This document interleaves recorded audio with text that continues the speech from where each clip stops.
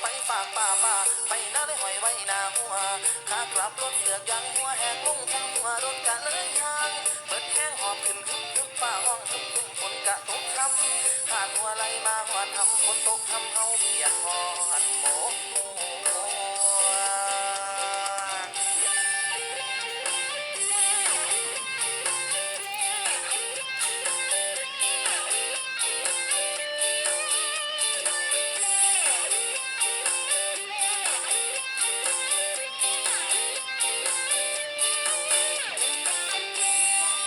ระยะทางมันกะไกลทางส่วนหอดเงียนเขาคนไว้หลายหูอยู่ดอกว่าเป็นลูกใส่เอา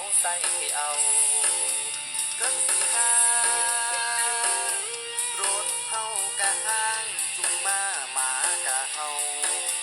หูกะหิวกะหิวเขาโอ้ยแล้วก็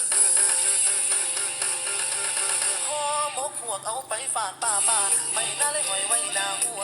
ขากลับรถเสือกยังหัวแหกลงแข้งหัวรถกันเลยห่างเบิดแห้งหอบขึ้นฮึบฝ้าห้องฮึบฝนกะตกคำหาดหัวไหลมาหอดทำฝนตกทำเฮาเปียกหอดโบกหัวหวกเอาไปฝากป่าไปหน้าเลยหอยไว้หน้าหัวขากลับรถเสือกยางหัวแหกลงแข้งหัวรถกันเลยห่างเบิดแห้งหอบขึ้นฮึบฝ้าห้องฮึบฝนกะตกคำหาดหัวไหลมาหอดทำฝนตกทำเฮาเปียกหอดโบกหัวคำฟ้อนน้ำพองหัวไปอยู่แข้งหัวน้ำเมืองนาดูห้วยป่าแล้วหูบ่หูว่าเฮาหอหมกหวกไปป่าห้วยป่าแล้วหูบ่